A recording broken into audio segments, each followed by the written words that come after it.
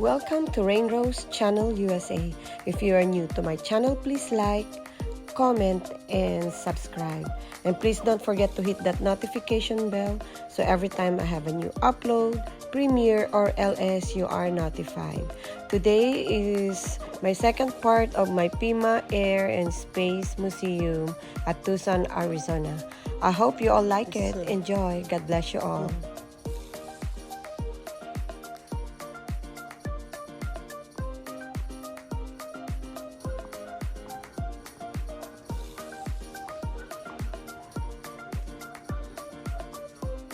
I want to see this area.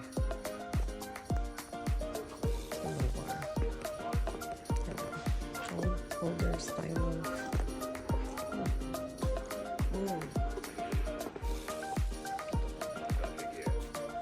look at that.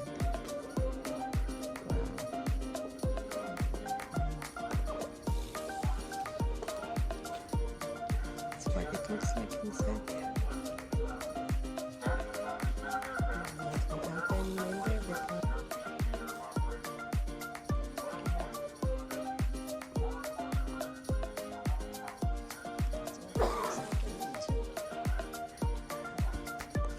Boomerang.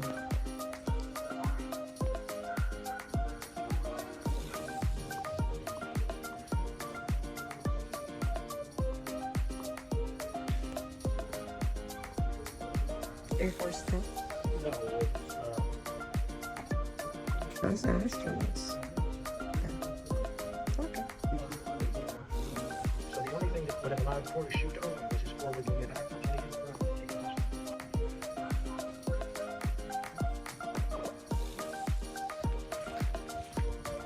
We're outside again.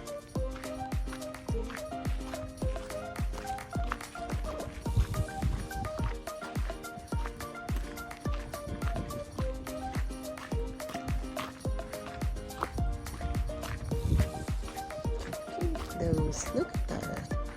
So cute and nice.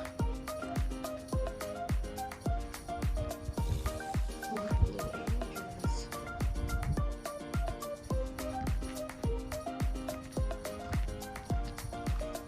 Let's just check it there.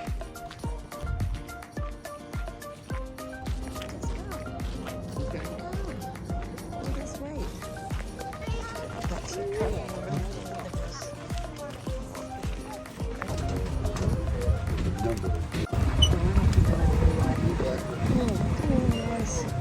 Alright, we are going to start the tour with United States Navy aircraft. Navy aircraft do the same jobs as land-based combat planes, fighters, and bombers, but they also have to incorporate strength and structures to withstand being catapulted off the carrier decks and yanked to a stop when landing on them. Landing on a carrier deck might be one of the most difficult jobs an aviator can have. Now, the SI designation of the Hornet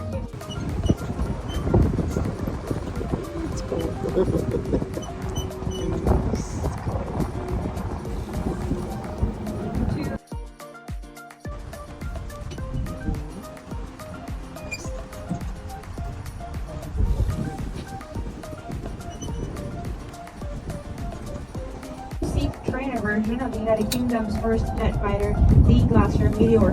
Meteors were the only Allied jet to see combat during World War II. The two-seat trainer, like the one you see here, was introduced after the war in 1948, and about 700 were built for the United Kingdom and 7 other foreign militaries. Today, there are still two Meteor trainers in use with Martin Baker Company, the test ejection seats, and the one you see here was restored using the nose of a night fighter because the original nose was missing when the museum acquired the plane.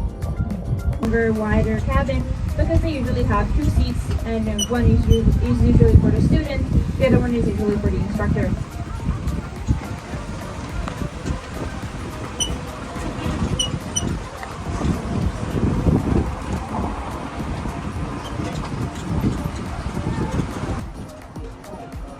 A pink plane. This is the Sepecat Jaguar.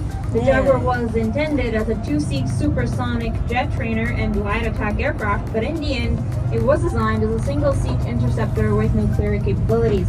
It entered service with the French Air Force and British Royal Air Force in the early 70s, and the one you're looking at specifically flew with the Royal Air Force in the first Gulf War. The unique color of the plane is known as desert pink.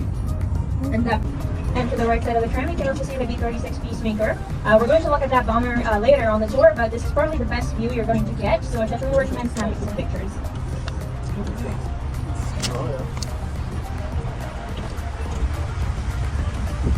A black, yellow, and white plane. That is the Fokker C-31 Troopship, the militarized version of the F-27 Friendship airliner. This is one of two that were delivered to the U.S. Army to be used by the U.S. Army Golden Knights parachute demonstration team and was in use with the team from 1985 to 2018.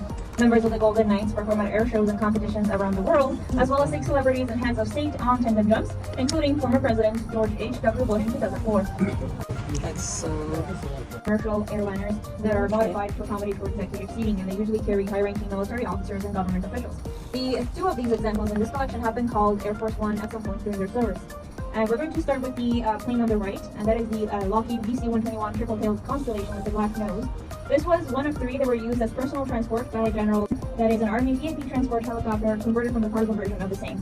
Now, the helicopter you see here carried Presidents Eisenhower, Kennedy, and Johnson between 1960 and 1964. Beginning in 1964, all presidents that was modified, so the Air Force likes to call it the DC-137B. This is the second of five. It was DC-6 airliner, and it is the last propeller-driven plane to be assigned as the primary plane of the President of the United States, and served both Presidents Kennedy and Johnson.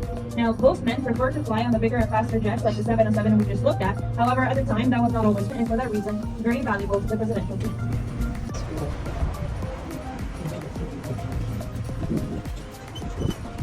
To the right side of the tram, we have a white plane with N12774 on the tail, and that is a Cessna 172 Skyhawk. I am pointing that out to you because that is the most produced aircraft in history. It was first introduced in 1956, and as of 2018, 44,000 have been built and are still in production today. To the left of the tram, we have the 396 Memorial Museum. This museum is not part of PIMA Air and Space Museum, but the admission is free to all visitors. If you do decide to visit this museum, you'll be able to see the B-17 Flying Fortress as well as other artifacts from the 396 bomb group.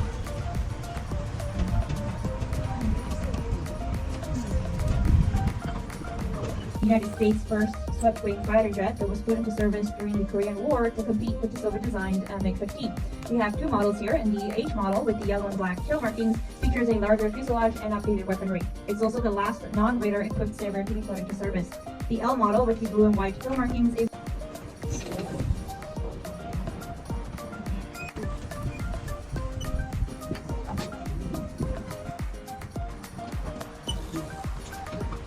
Air Force Supersonic jet fighters. The introduction of the jet engine during World War II brought the quest for ever faster speeds to the forefront of aircraft development in the 1950s and 60s. So this time we see the military emphasizing the maneuverability of the dogfight in favor of long-range missiles for air-to-air combat. The first two examples are going to be on the right side of the tram. We have the F-106 Delta Dark with the yellow tail markings and the F-102 Delta Dagger with the red tail markings. Both these aircraft were designed as high-speed interceptors, so their mission was to fly out at supersonic speeds to intercept enemy aircraft before they could reach the coast of the United States.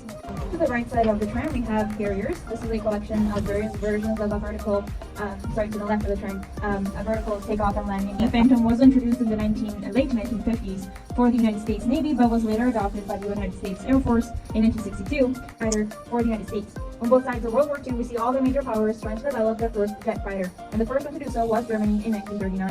In 1944, as we've seen, we have the United Kingdom deploy their first fighter, the Meteor, but at this time the P-80 was really still in its infancy and would really only see combat in the Korean War. In the Korean War, the P-80 was used for air support of ground troops.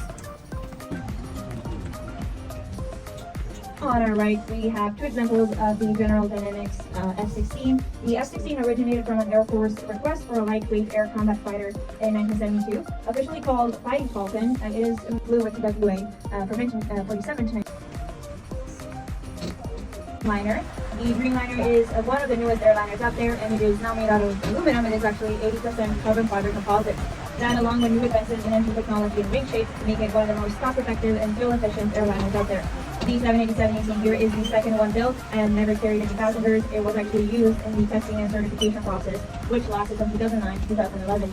It to be 77s. The one you're looking at is the first of 5 Super Guppies that were built. Super Guppies were used to carry large sections of rockets.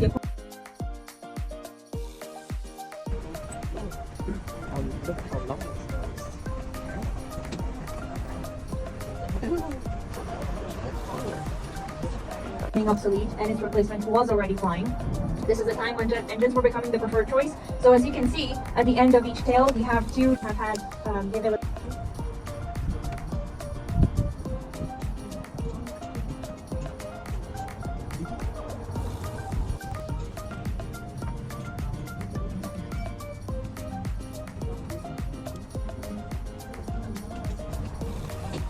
So it makes sense to have black at the bottom and camouflage on top. Between 1962 and 1974, the United States dropped in the United Kingdom. One plane that we like to point out is the plane that has the pointy nose. That is the Alpha Jet. The Alpha Jet is the European answer to the increasing cost of developing military aircraft in the 1970s. This is a collaboration between French and West German manufacturers. As you can see, this one carries the German Air Force markings. The German Air Force used it as a close air support. Many Western European countries collaborate in the development of military aircraft. To the right side of the tram, we have several MiGs. The first MiG on the row with 038 in the nose is a MiG-15. This is a trainer version of the MiG-15. It has a longer cabin that has 2 seats.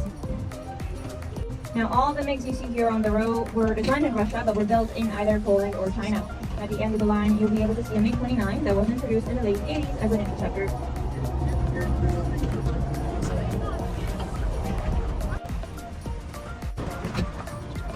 To the left of the tram, we have the museum's collection of helicopters. Helicopters were first developed in the 1930s, and because they can take off and land vertically, they eliminated the need for large open areas, and they have found extensive use in both the military and civilian sectors.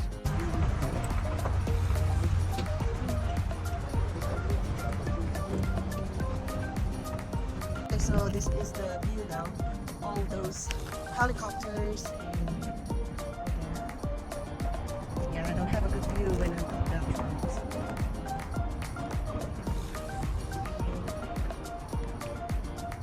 What are you talking about?